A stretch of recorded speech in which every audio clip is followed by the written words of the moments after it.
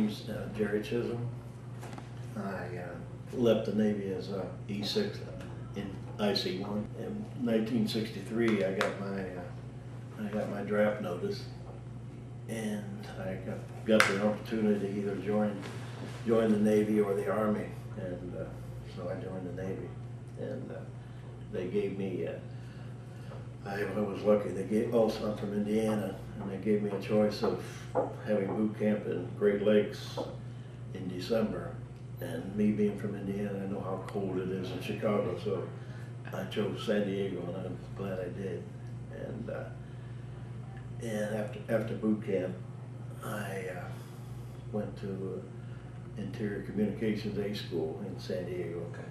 Then I got orders for the America, which was being commissioned, and the schedule for the commission was in January '65, and I became a plank owner on the ship, and we had several months of training in Norfolk, preparing us to come aboard the ship in Newport News.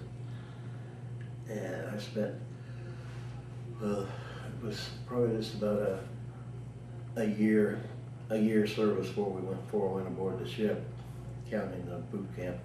And we came aboard the ship, and I spent the rest of my active duty time aboard the America. It was staggering. I had seen pictures of aircraft carriers, but I never realized something this big could actually float.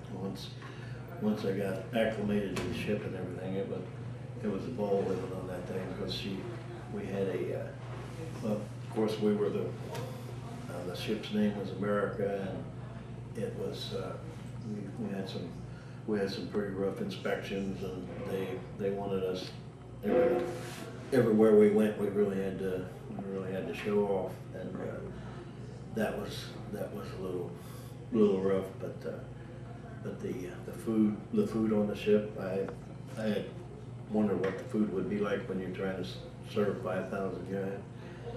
But when we were out to sea and had flight operations, they served you food 21 hours a day. And but they always made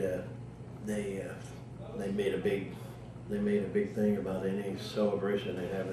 They'd make a sheet cake for everything. There was always we had 50 days of whatever state you were born in. I was born in Indiana, so they'd make a big cake for us, and everybody from Indiana, we'd all get a steak. And surprisingly enough, the steaks weren't that tough. Food was pretty good on that ship. But it was just coming aboard something like that. It was, I don't know, for a small town kid from Indiana, to see something like that. It's the first time I ever really got out on the ocean. I'd seen the ocean before. Just to be out on something like that actually, I guess the ship's draft was about 35 feet, and it just couldn't believe something like that actually float.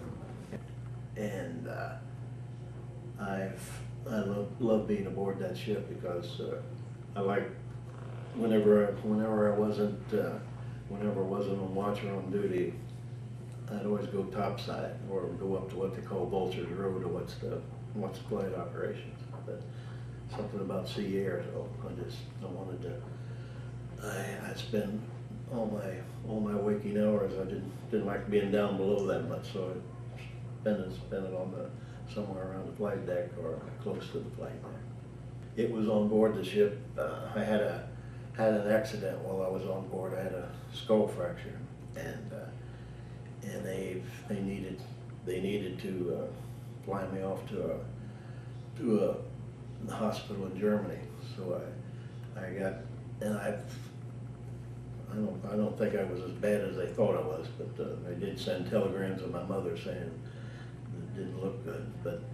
But I got to get on board the mail plane and got shot off the ship, and that's the most memorable thing I had while I was in the Navy, because just the plane captain said, said, go like this, and we told him, nah, we're gonna do that. So we faced the back of the plane, and the 2 or 3 other men were on the plane with me, and we all went out like that, and it was, because you could, when we got shot off the plane, we went down, we could look back up at the ship, and just the feeling of being shot off that ship was, that's the most exciting thing I did, because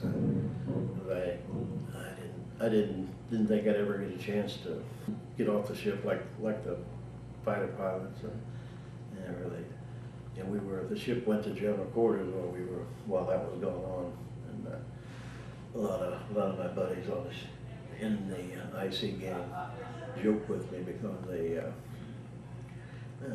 they knew the accident that I had, and they didn't think, I don't think they thought I deserved to be shut off during general quarters, but it was quite an experience.